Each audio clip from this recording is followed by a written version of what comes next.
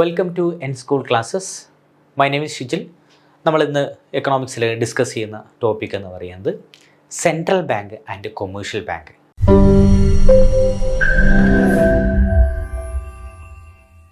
എന്തൊക്കെയാണ് സെൻട്രൽ ബാങ്കിൻ്റെ പ്രധാനപ്പെട്ട ഫങ്ഷൻസ്, അതുപോലെ തന്നെ കൊമേഴ്ഷ്യൽ ബാങ്ക്സിൻ്റെ പ്രധാനപ്പെട്ട ഫങ്ഷൻസ്, അതുമായി ബന്ധപ്പെട്ട ബേസിക് ടെർമിനോളജീസ് എന്തൊക്കെയാണ് തുടങ്ങിയ കാര്യങ്ങളാണ് ഡിസ്കസ് ചെയ്യുന്നത്. അപ്പോൾ ആദ്യം നമ്മൾ നോക്കുന്നത് സെൻട്രൽ ബാങ്ക് എന്താണെന്നുള്ളതാണ്. ഏതു രാജ്യം എടുത്ത് നോക്കിക്കഴിഞ്ഞാലും അതിനകത്ത് ആ രാജ്യത്തിന് എന്തുണ്ടായിരിക്കും? സെൻട്രൽ ബാങ്ക് ഉണ്ടായിരിക്കും. അത് പ്രധാനമായിട്ടും സെൻട്രൽ ബാങ്ക് എന്തിനാണെന്ന് ചോദിച്ചു കഴിഞ്ഞാൽ ആ രാജ്യത്തിന് ആവശ്യമായിട്ടുള്ള കറൻസീസ് സപ്ലൈ ചെയ്യാൻ, ബാങ്കിങ് സിസ്റ്റത്തിനെ റെഗുലേറ്റ് ചെയ്യാൻ, അതുപോലുള്ള ഒരുപാട് ആവശ്യങ്ങൾക്ക് വേണ്ടിയിട്ടാണ് എന്ത് ചെയ്യുന്നത്? സെൻട്രൽ ബാങ്ക് നിലകൊള്ളുന്നത്. Especially currency printing and circulation, അതിന് വേണ്ടിയിട്ടാണ് നിലകൊള്ളുന്നത്. ഇപ്പോൾ ഇന്ത്യയുടെ കേസ് നോക്കിക്കഴിഞ്ഞാൽ നമുക്ക് ഇന്ത്യയുടെ കേസിൽ ഇന്ത്യയുടെ central bank reserve bank of India ആണ്. ഇംഗ്ലണ്ടിൻ്റെ കേസിൽ ബാങ്ക് ഓഫ് ഇംഗ്ലണ്ട്, അമേരിക്കയുടെ കേസിൽ ഫെഡറൽ റിസർവ്സ്, അങ്ങനെ ഓരോ രാജ്യത്തിനും ആ രാജ്യത്തിൻ്റെതായിട്ടുള്ള സെൻട്രൽ ബാങ്കുകളുണ്ട്. അപ്പോൾ സെൻട്രൽ ബാങ്ക് വളരെ ഇമ്പോർട്ടൻ്റ് ആണ്, നമുക്ക് വളരെ അത്യാവശ്യമാണ്. ഗവൺമെൻറ് ആവശ്യ സമയത്ത് സപ്പോർട്ട് ചെയ്യാൻ സെൻട്രൽ ബാങ്ക് ആവശ്യമാണ്. കാരണം ഗവൺമെൻറ് പല സമയത്തും കടമെടുക്കേണ്ട സാഹചര്യം വരുന്നു, ഫിനാൻഷ്യലി ബുദ്ധിമുട്ട് വരുന്ന സമയം ഉണ്ടാവും. അപ്പോൾ അത്തരം സാഹചര്യങ്ങളിലൊക്കെ ഈ സെൻട്രൽ ബാങ്ക് എന്ത് ചെയ്യുന്നു? കൊമേഴ്ഷ്യൽ ബാങ്കുകളെയും ഗവൺമെൻറ്റിനെയും അതുപോലെ സാധാരണ ബാങ്കുകളൊക്കെ എന്ത് ചെയ്യുന്നുണ്ട്? ഹെൽപ്പ് ചെയ്യുന്നുണ്ട്. അപ്പോൾ അത്തരത്തിൽ നോക്കുന്ന സമയത്ത് ഓരോ രാജ്യത്തിൻ്റെയും സെൻട്രൽ ബാങ്ക് വളരെ അവിഭാജ്യ ഘടകമാണ്, വളരെ അത്യാവശ്യമാണ്. അത് ഒരുപാട് ഫങ്ഷൻസ് പെർഫോം ചെയ്യുന്നുണ്ട്. ഇനി ഏതൊരു സെൻട്രൽ ബാങ്ക് ആണെങ്കിലും ഞാൻ പറഞ്ഞു, ഇപ്പോൾ ഇന്ത്യയുടെ കേസിൽ റിസർവ് ബാങ്ക് ഓഫ് ഇന്ത്യ, നമ്മൾ അതിനെ ഫോക്കസ് ചെയ്തുകൊണ്ടാണ് നമ്മുടെ ഡിസ്കഷൻ മുന്നോട്ട് കൊണ്ടുപോകുന്നത്. അപ്പോൾ റിസർവ് ബാങ്ക് ഓഫ് ഇന്ത്യയുടെ കേസിൽ നോക്കുകയാണെങ്കിൽ റിസർവ് ബാങ്ക് ഓഫ് ഇന്ത്യക്ക് ഒരുപാട് ഫങ്ഷൻസ് ഉണ്ട്. എന്തൊക്കെയാണ് ഫങ്ഷൻസ് എന്ന് നോക്കാം. ഒന്നാമത്തെ ഫങ്ഷൻസ് പറഞ്ഞാൽ കറൻസി റെഗുലേറ്റർ. ഇന്ത്യയിൽ എത്രത്തോളം കറൻസി അച്ചടിച്ചിറക്കണമെന്ന് തീരുമാനിക്കുന്ന ആരാണ്? റിസർവ് ബാങ്ക് ഓഫ് ഇന്ത്യയാണ്. 2 രൂപ മുതൽ 10,000 രൂപ വരെയുള്ള കറൻസികൾ അച്ചടിച്ചിറക്കാനുള്ള അധികാരം ആർക്കുണ്ട്? റിസർവ് ബാങ്ക് ഓഫ് ഇന്ത്യക്കുണ്ട്. 1 രൂപയുടെ നോട്ടുകൾ ഒക്കെ അച്ചടിച്ചിറക്കുന്നത് ഫിനാൻസ് മിനിസ്ട്രിയാണ്. അപ്പോൾ 2 രൂപ മുതൽ 10,000 രൂപ വരെയാണ് ഇപ്പോൾ നമ്മൾ അച്ചടിച്ചിറക്കുന്ന നോട്ടുകൾ എന്ന് പറയുന്നത്. ഇപ്പോൾ നിലവിൽ 5 രൂപ ഒക്കെ നമ്മൾ കോയിനൈസ് ചെയ്തിട്ടുണ്ട്, കോയിൻസ് ആക്കി മാറ്റിയിട്ടുണ്ട്. ഇപ്പോൾ നമ്മൾ നിലവിൽ അച്ചടിച്ചിറക്കുന്ന ഏറ്റവും ചെറിയ കറൻസി എന്ന് പറയുന്നത് 10 രൂപ കറൻസിയാണ് ഇപ്പോൾ നമ്മൾ അച്ചടിച്ചിറക്കുന്നത്. അപ്പോൾ റിസർവ് ബാങ്ക് ഓഫ് ഇന്ത്യയിൽ 200 കോടി രൂപയുടെ റിസർവ്സ് മെയിൻറ്റെയിൻ ചെയ്ത് കഴിഞ്ഞാൽ നമുക്ക് എന്ത് ചെയ്യാം?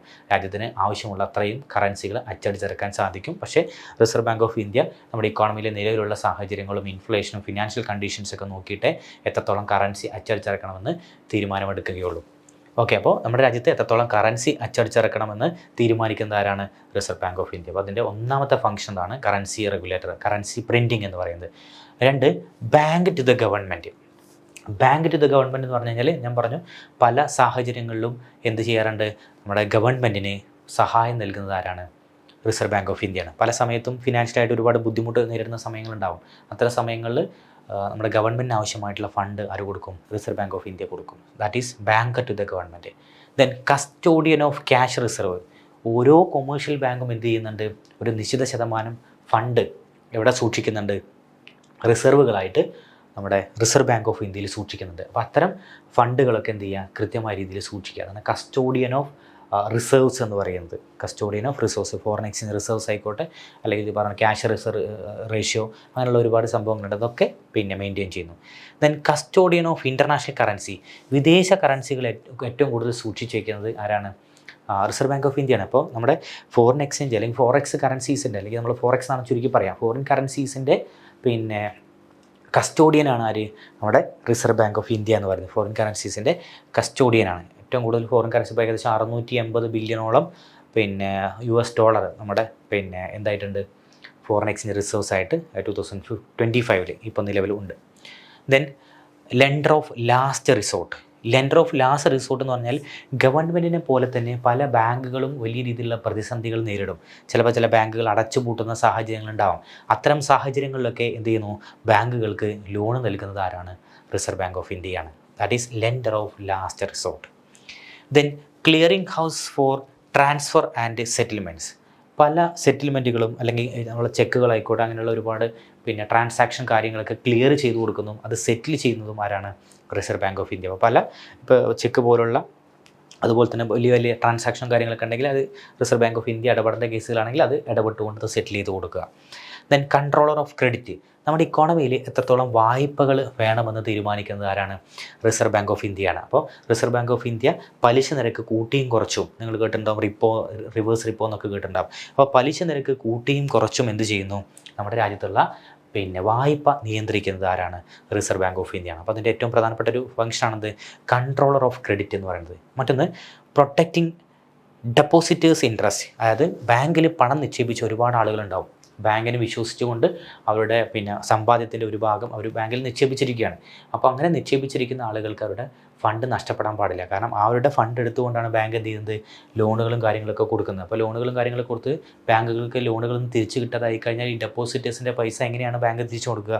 അത് ബുദ്ധിമുട്ടുണ്ടാക്കുന്ന കാര്യമാണ്. അപ്പോൾ അതുകൊണ്ട് അവിടെ ബാങ്കിനെ വിശ്വസിച്ചുകൊണ്ട് ഡെപ്പോസിറ്റ് നടത്തിയിട്ടുള്ള ആളുകൾക്കൊക്കെ എന്ത് ചെയ്യാം?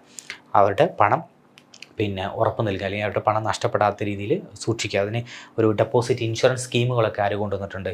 റിസർവ് ബാങ്ക് ഓഫ് ഇന്ത്യ കൊണ്ടുവന്നിട്ടുണ്ട്. അപ്പോൾ these are the main functions of reserve bank of India.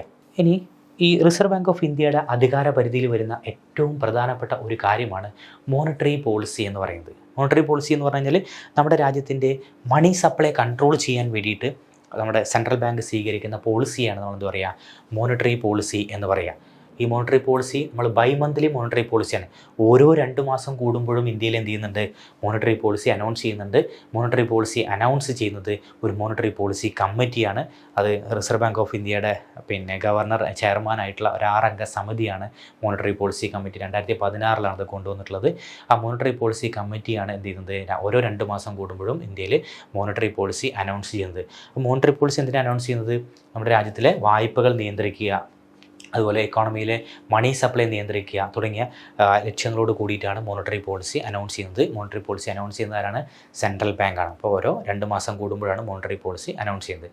അപ്പോൾ മോണിറ്ററി പോളിസി നടപ്പിലാക്കാൻ വേണ്ടിയിട്ട് സെൻട്രൽ ബാങ്ക് പല രീതിയിലുള്ള ഇൻസ്ട്രുമെൻറ്റുകൾ യൂസ് ചെയ്യുന്നുണ്ട്. ഏതൊക്കെയാണ് instrument? Bank rate, open market operations, അതുപോലെ തന്നെ റിസർവ് റിക്വയർമെൻറ്റ്സ്, CRR, SLR തുടങ്ങിയ ഒരുപാട് ഇൻസ്ട്രുമെൻറ്റ്സിലൂടെയാണ് എന്ത് നടപ്പിലാക്കുന്നത്?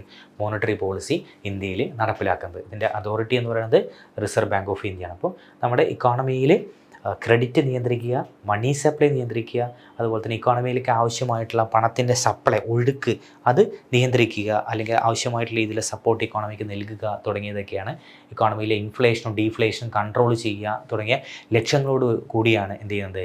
റിസർവ് ബാങ്ക് ഓഫ് ഇന്ത്യ ഓരോ 2 മാസം കൂടുമ്പോഴും എന്ത് ചെയ്യുന്നത്? മോണിറ്ററി പോളിസി നടപ്പിലാക്കുന്നത്. അപ്പോൾ മോണിറ്ററി പോളിസി നടപ്പിലാക്കുന്നതുമായി ബന്ധപ്പെട്ട് നമ്മുടെ ഇക്കോണമിയിലെ മണി സപ്ലൈ കൺട്രോൾ ചെയ്യുന്നതുമായി ബന്ധപ്പെട്ട് ഒരുപാട് മെഷേഴ്സുകൾ റിസർവ് ബാങ്ക് ഓഫ് ഇന്ത്യ സ്വീകരിക്കാറുണ്ട്. 2 തരത്തിലുള്ള മെഷേഴ്സാണ് പ്രധാനമായിട്ടും സ്വീകരിക്കുന്നത്. ഒന്ന് ക്വാളിറ്റേറ്റീവ് ക്രെഡിറ്റ് കൺട്രോൾസ്, മറ്റൊന്ന് ക്വാണ്ടിറ്റേറ്റീവ് ക്രെഡിറ്റ് കൺട്രോൾസ്. അപ്പോൾ എന്താണ് ക്വാളിറ്റേറ്റീവ് ക്രെഡിറ്റ് കൺട്രോൾസ് എന്നുള്ളതാണ് നോക്കുന്നത്. ക്വാളിറ്റേറ്റീവ് ക്രെഡിറ്റ് കൺട്രോൾസിൽ വരുന്ന ചില മെത്തേഡ്സുകളാണ് ഡയറക്റ്റീവ്നെസ്. ഡയറക്റ്റീവ്നെസ് എന്ന് പറഞ്ഞാൽ reserve bank of India monetary policy നടപ്പിലാക്കുന്നത് ഇന്ത്യൻ ബാങ്കുകളിലൂടെയാണ്. അപ്പോൾ ബാങ്കുകളിലൂടെയാണ് നമ്മൾ പലിശ നിരക്കും കാര്യങ്ങൾ ഉയർത്തുകയും ഇക്കോണമിയിലേക്കുള്ള മണി സപ്ലൈ ഒക്കെ കൺട്രോൾ ചെയ്യുന്നതും ബാങ്കുകളിലൂടെയാണ്. അപ്പോൾ ബാങ്കുകൾക്ക് ആദ്യം എന്ത് ചെയ്യുക? നിർദ്ദേശങ്ങൾ നൽകിയിട്ട് ഇന്ന രീതിയിൽ പ്രവർത്തിക്കണം എന്ന് പറയുക, മണി സപ്ലൈ കൺട്രോൾ ചെയ്യണമെന്ന് പറയുക. അതാണെന്ത്? ഡയറക്റ്റീവ്നെസ്. അപ്പോൾ ബാങ്കുകൾക്ക് ആവശ്യമായിട്ടുള്ള നിർദ്ദേശങ്ങളും നോട്ടീസുകളും കാര്യങ്ങളൊക്കെ വാണിങ്ങുകളൊക്കെ കൊടുത്തുകൊണ്ട് എന്ത് ചെയ്യുക? മോണിറ്ററി പോളിസി കൃത്യമായിട്ട് നടപ്പിലാക്കുക. അതാണ് ഡയറക്റ്റീവ്നെസ് എന്ന് പറയുന്നത്. മറ്റൊന്ന് മോറൽ സുവേഷൻ എന്ന് പറയും.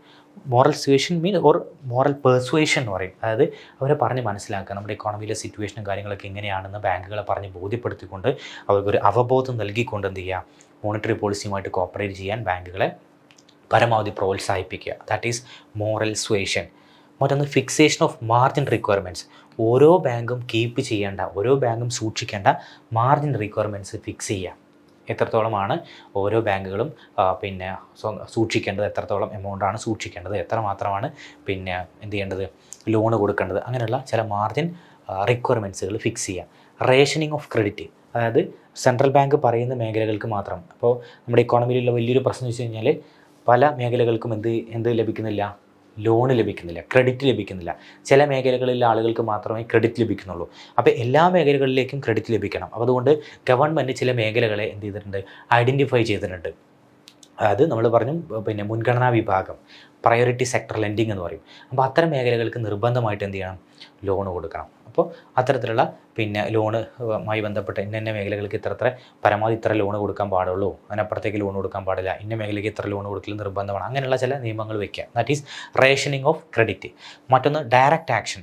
ഇത്തരത്തിലുള്ള ഒരു സഹകരണവും മുകളിൽ പറഞ്ഞതിൽ യാതൊരു തരത്തിലുള്ള സഹകരണവും ഇല്ലാത്ത ബാങ്കുകൾക്കെതിരെ എന്ത് ചെയ്യുക, കർശനമായിട്ടുള്ള നടപടികൾ എടുക്കുക. അതാണെന്ത് ഡയറക്റ്റ് ആക്ഷൻ എന്ന് പറയുന്നത്. അപ്പോൾ ഡയറക്റ്റ് ആക്ഷൻ എടുക്കുക. അപ്പോൾ ബാങ്കുകൾ പറഞ്ഞ് മനസ്സിലാക്കുന്നു, അവർക്ക് നിർദ്ദേശങ്ങൾ നൽകുന്നു, അല്ലേ, അങ്ങനെ പല രീതിയിലും ബാങ്കുകളുമായിട്ട് ഇടപെടുന്നു. എന്നിട്ടും ഈ പറയുന്ന കാര്യങ്ങൾ മോണിറ്ററി പോളിസി നല്ല രീതിയിൽ നടപ്പിലാക്കാൻ സഹകരിച്ചിട്ടില്ലെങ്കിൽ അവർക്കെതിരെ കർശനമായിട്ടുള്ള നടപടികൾ എടുക്കുക എന്നുള്ളതാണ് ഡയറക്റ്റ് ആക്ഷൻ കൊണ്ട് ഉദ്ദേശിച്ചിരിക്കുന്നത്. ഇപ്പോൾ നമ്മൾ ക്വാളിറ്റേറ്റീവ് ക്രെഡിറ്റ് കൺട്രോൾസ് ആണ് ഡിസ്കസ് ചെയ്തത്.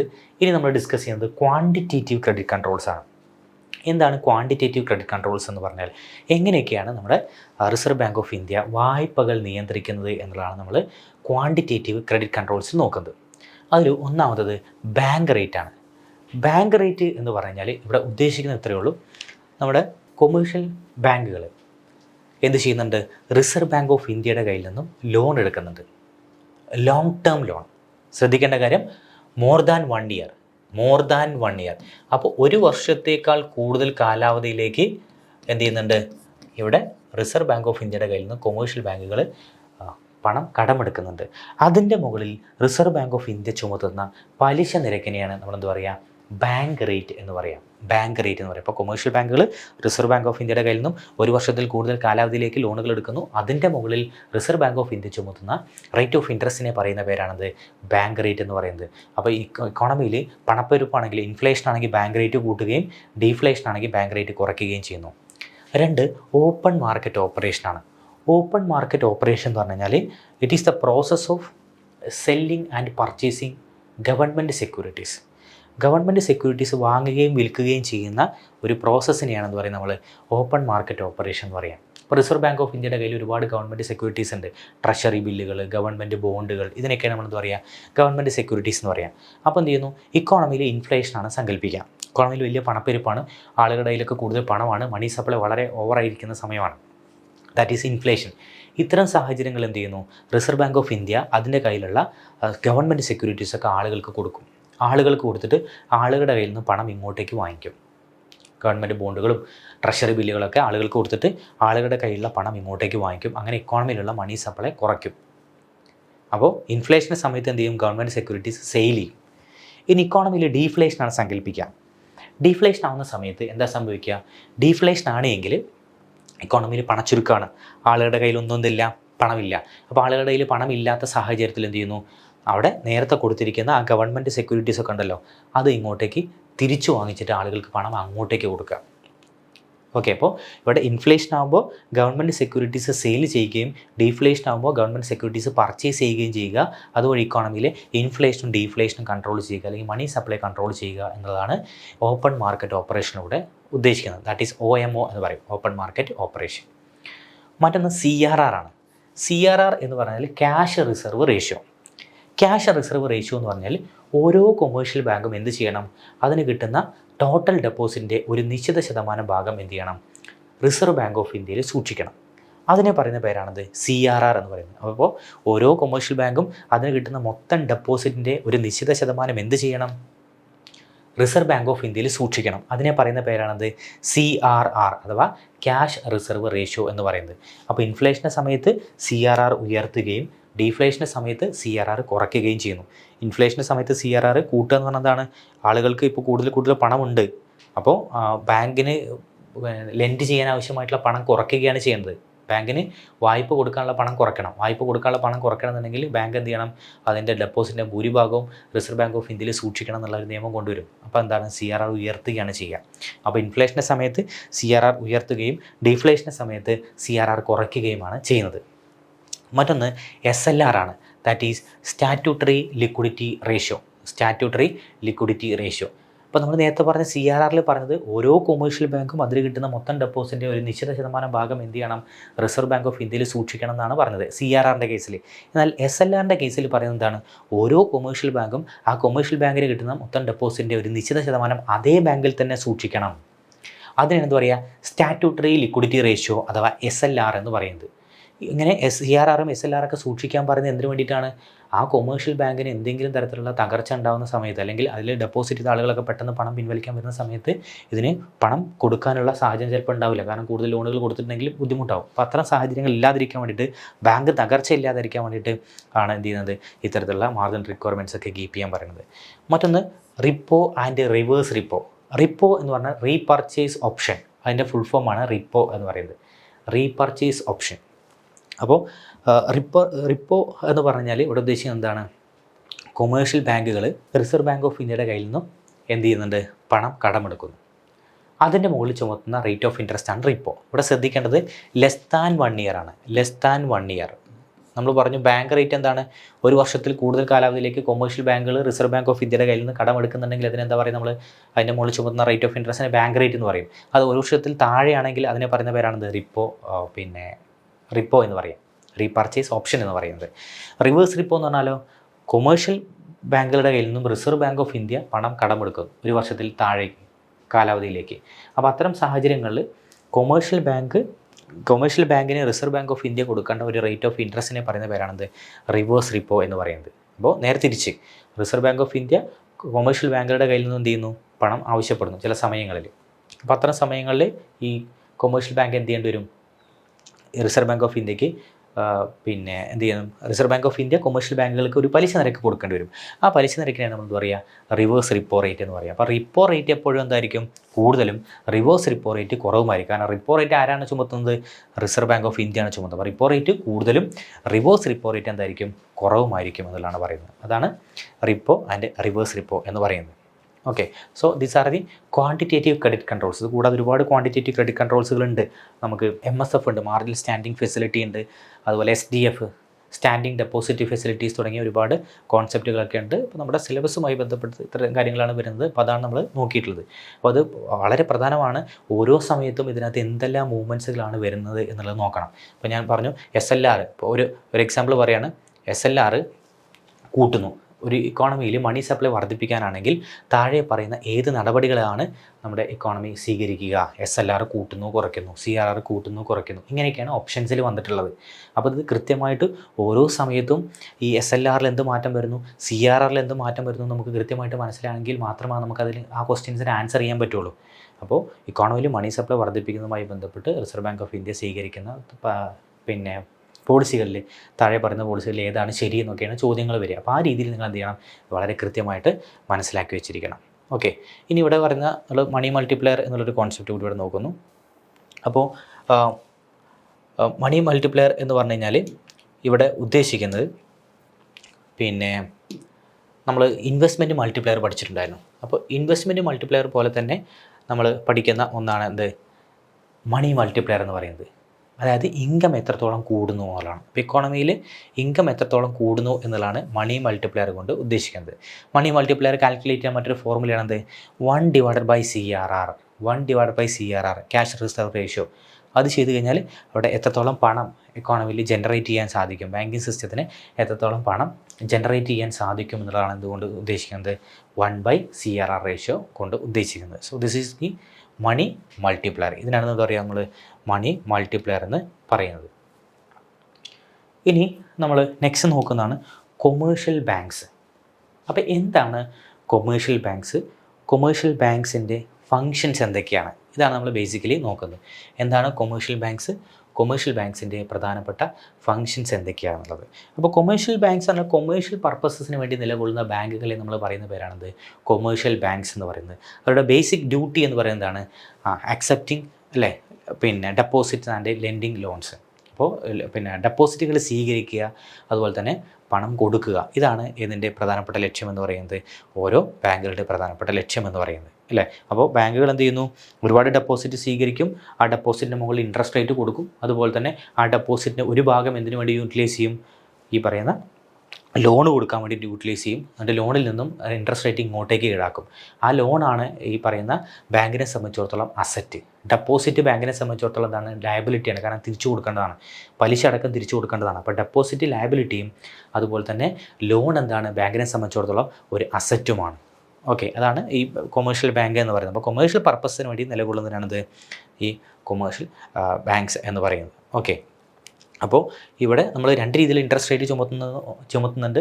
ഒന്ന് ഡെപ്പോസിറ്റിൻ്റെ മുകളിൽ ഇൻട്രസ്റ്റ് റേറ്റ്, മറ്റൊന്ന് ലോണിൻ്റെ മുകളിൽ ഇൻട്രസ്റ്റ് റേറ്റ്. അത് തമ്മിലുള്ള ആ ഇൻട്രസ്റ്റ് റേറ്റ് തമ്മിലുള്ള ഡിഫറൻസിനെയാണ് നമ്മൾ എന്താ പറയുക, സ്പ്രെഡ് എന്ന് പറയുക. Spread. So difference between interest rate on deposit and interest rate on loan is called spread. അതിനാണ് നമ്മൾ സ്പ്രെഡ് എന്ന് പറയുന്നത്. ഇനി ഇവിടെ കൊമേഴ്ഷ്യൽ ബാങ്ക്സിൻ്റെ പ്രധാനപ്പെട്ട ഫങ്ഷൻസ് എന്തൊക്കെയാണെന്നുള്ളത് നോക്കുന്നു. What are the functions of commercial banks? അപ്പോൾ കൊമേഴ്ഷ്യൽ ബാങ്ക്സിൻ്റെ ഫങ്ഷൻസിനെ നമുക്ക് പ്രധാനമായിട്ടും രണ്ടായി തിരിക്കാം. ഒന്ന് പ്രൈമറി ഫങ്ഷൻസ്, രണ്ട് സെക്കൻഡറി ഫങ്ഷൻസ്. ഇപ്പോൾ പ്രൈമറി ഫങ്ഷൻസ് പറഞ്ഞാൽ വളരെ ബേസിക് ആയിട്ടുള്ള ചില ഫങ്ഷൻസ്, കൊമേഴ്ഷ്യൽ ബാങ്കുകളുടെ വളരെ ബേസിക് ആയിട്ടുള്ള ചില ഫങ്ഷൻസ് നോക്കുന്നു. ഒന്ന് റിസീവിങ് ഡെപ്പോസിറ്റ്, പലതരത്തിലുള്ള ഡെപ്പോസിറ്റുകൾ സ്വീകരിക്കുക. ഫിക്സഡ് ഡെപ്പോസിറ്റ്, അതുപോലെ തന്നെ saving deposit, current deposit, recurrent deposit, അങ്ങനെ തുടങ്ങിയ ഫിക്സഡ് ഡെപ്പോസിറ്റ് തുടങ്ങിയ ഒരുപാട് ഡെപ്പോസിറ്റുകൾ എന്ത് ചെയ്യുന്ന സ്വീകരിക്കുക. അതാണ് ഒന്നാമത്തെ പ്രൈമറി ഫങ്ഷൻ. രണ്ട് making loans and advances, loan കൊടുക്കുക, മറ്റ് അഡ്വാൻസസും കാര്യങ്ങളും കൊടുക്കുക. ബാങ്കിൻ്റെ പ്രധാനപ്പെട്ട രണ്ടാമത്തെ ഫങ്ഷൻ എന്ന് പറയുന്നത്. മറ്റൊന്ന് ക്രെഡിറ്റ് ക്രിയേഷൻ. ബാങ്കുകളെ സംബന്ധിച്ചിടത്തോളം ക്രെഡിറ്റ് ക്രിയേറ്റ് ചെയ്യുക എന്നുള്ളത് അതിൻ്റെ ഏറ്റവും പ്രധാനപ്പെട്ട ഫങ്ഷനാണ്. ആളുകൾ തരുന്ന പണം ഉപയോഗിച്ചുകൊണ്ട് എന്ത് ചെയ്യുന്നു, ബാങ്ക് 10 മടങ്ങ് ഇൻകം ജനറേറ്റ് ചെയ്യുന്നു. മണി മൾട്ടിപ്ലയർ പറഞ്ഞ പോലെ ഇൻകം ജനറേറ്റ് ചെയ്യും. ഇപ്പോൾ ഒരു 100 രൂപ ഒരാൾ ഒരു ബാങ്കിൽ ഡെപ്പോസിറ്റ് ചെയ്ത് കഴിഞ്ഞാൽ ആ 100 രൂപ ഉപയോഗിച്ചുകൊണ്ട് ഏകദേശം 5000 രൂപയുടെ വാല്യൂ ആര് ക്രിയേറ്റ് ചെയ്യും, ബാങ്ക് ക്രിയേറ്റ് ചെയ്യും. That is credit creation. Transfer of fund. Next transfer of fund. Transfer of fund എന്ന് പറഞ്ഞു കഴിഞ്ഞാൽ ഒരു സ്ഥലത്തു നിന്നും മറ്റൊരു സ്ഥലത്തേക്ക്, അല്ലെങ്കിൽ ഒരു ബാങ്കിൽ നിന്നും മറ്റൊരു ബാങ്കിലേക്ക്, അല്ലെങ്കിൽ ഒരു വ്യക്തിയുടെ അക്കൗണ്ടിൽ നിന്നും മറ്റൊരു വ്യക്തിയുടെ അക്കൗണ്ടിലേക്ക് എന്ത് ചെയ്യുന്നു, ഫണ്ട് ട്രാൻസ്ഫർ ചെയ്യാൻ സഹായിക്കുന്നു. That is transfer of fund എന്ന് പറയുന്നത്. മറ്റൊന്ന് practice of cheque and plastic card. അതായത് നമുക്ക് ആവശ്യമായിട്ടുള്ള ചെക്കുകൾ, അതുപോലെ ഡെബിറ്റ് കാർഡ്, ക്രെഡിറ്റ് കാർഡ്, ഇതെല്ലാം പ്രൊവൈഡ് ചെയ്യാം. അതുമായി ബന്ധപ്പെട്ട കാര്യങ്ങൾ ഡീൽ ചെയ്യുക. ചെക്ക് ക്ലിയർ ചെയ്യുക, അതുപോലെ തന്നെ ചെക്ക് ട്രാൻസ്ഫർ ചെയ്യുക, അങ്ങനെയുള്ള കാര്യങ്ങളൊക്കെയാണ് ഇതിനകത്ത് വരുന്നത്. ഈ പറയുന്ന practice of cheque and plastic card എന്നുള്ളതിനകത്ത് വരുന്നത്. അടുത്തത് സെക്കൻഡറി ഫങ്ഷൻസാണ്. സെക്കൻഡറി ഫങ്ഷൻസിൽ വരുന്നതാണ് ഏജൻസി സർവീസസ് എന്ന് പറയുന്നത്. ഏജൻസി സർവീസസ് എന്ന് പറഞ്ഞു കഴിഞ്ഞാൽ ഇവിടെ ഉദ്ദേശിക്കുന്നത് നമുക്ക് വേണ്ടിയിട്ട് ഒരുപാട് ഏജൻസി സർവീസസ് ആര് പ്രൊവൈഡ് ചെയ്യുന്നു, ബാങ്ക് പ്രൊവൈഡ് ചെയ്യുന്നു. നമ്മുടെ ഒരു ഏജൻ്റായിട്ട് ആര് പ്രവർത്തിക്കുന്നു, നമ്മുടെ ബാങ്കുകൾ പ്രവർത്തിക്കുന്നു. നമുക്ക് വേണ്ടിയിട്ട് എന്ത് ചെയ്യുന്നു, നമ്മുടെ ഇലക്ട്രിസിറ്റി ബില്ല് കാര്യങ്ങൾ ഇതൊക്കെ പേ ചെയ്യുന്നു. അതുപോലെ തന്നെ നമുക്ക് വേണ്ടിയിട്ട് വേറെ എന്തെങ്കിലും നമ്മുടെ സ്റ്റോക്ക് മാർക്കറ്റിലൊക്കെ ആണെങ്കിൽ നമുക്ക് വേണ്ടിയിട്ട് ഇൻവെസ്റ്റ് ചെയ്യുന്നു, നമ്മുടെ ഷെയറുകൾ പർച്ചേസ് ചെയ്യുന്നു, അങ്ങനെയുള്ള ഒരുപാട് കാര്യങ്ങൾ ചെയ്യുന്നുണ്ട്. അതാണ് ഏജൻസി സർവീസസ് എന്ന് പറയുന്നത്. മറ്റൊന്ന് ജനറൽ യൂട്ടിലിറ്റി സർവീസസ്. പൊതുവായിട്ട് ആളുകൾക്ക് യൂട്ടിലിറ്റി സർവീസസ് നൽകുക. ATM സെൻറ്ററുകൾ സെറ്റപ്പ് ചെയ്യുക, ATM കാർഡുകൾ പ്രൊവൈഡ് ചെയ്യുക, ഡെബിറ്റ് കാർഡുകൾ, ക്രെഡിറ്റ് കാർഡുകൾ പ്രൊവൈഡ് ചെയ്യുക, നെറ്റ് ബാങ്കിങ് പ്രൊവൈഡ് ചെയ്യുക, അതുപോലെ തന്നെ മൊബൈൽ ആപ്പുകൾ പ്രൊവൈഡ് ചെയ്യുക, SMS അലേർട്ടുകൾ ലഭ്യമാക്കുക, അങ്ങനെ തുടങ്ങിയ സർവീസസിനെയാണ് നമ്മൾ എന്താ പറയുക, ജനറൽ യൂട്ടിലിറ്റി സർവീസസ് എന്ന് പറയുക. അപ്പോൾ ഇതൊക്കെയാണ് കൊമേഴ്ഷ്യൽ ബാങ്കുകളുടെ പ്രധാനപ്പെട്ട ഫങ്ഷൻസ് എന്ന് പറയുന്നത്. കൊമേഴ്ഷ്യൽ ബാങ്കുകളുടെ ഫങ്ഷൻസിനെ നമ്മൾ പ്രധാനമായിട്ടും രണ്ടായിട്ടാണ് തരംതിരിച്ചിട്ടുള്ളത്. ഒന്ന് പ്രൈമറി ഫങ്ഷൻസ്, മറ്റൊന്ന് സെക്കൻഡറി ഫങ്ഷൻസ്. ഇപ്പോൾ പ്രൈമറി ഫങ്ഷൻസിൽ ലോണ് കൊടുക്കുക, ഡെപ്പോസിറ്റ് സ്വീകരിക്കുക, credit creation, transfer of fund, അതുപോലെ തന്നെ ചെക്ക് ക്ലിയറൻസ്, ഇങ്ങനെയുള്ള കാര്യങ്ങളാണ് വരുന്നത്. എങ്കിൽ സെക്കൻഡറി ഫങ്ഷൻസിനകത്ത് എന്തെല്ലാം വരുന്നത്, agency services, general utility services തുടങ്ങിയ കാര്യങ്ങളാണ് വരുന്നത്. സോ ഇതാണ് നമ്മൾക്ക് ഈ ഒരു ബാങ്കിങ്ങുമായി ബന്ധപ്പെട്ട് കൊമേഴ്ഷ്യൽ ബാങ്ക് അഥവാ നമ്മുടെ സെൻട്രൽ ബാങ്കുമായി ബന്ധപ്പെട്ട കാര്യങ്ങൾ ഡിസ്കസ് ചെയ്യാനുള്ളത്.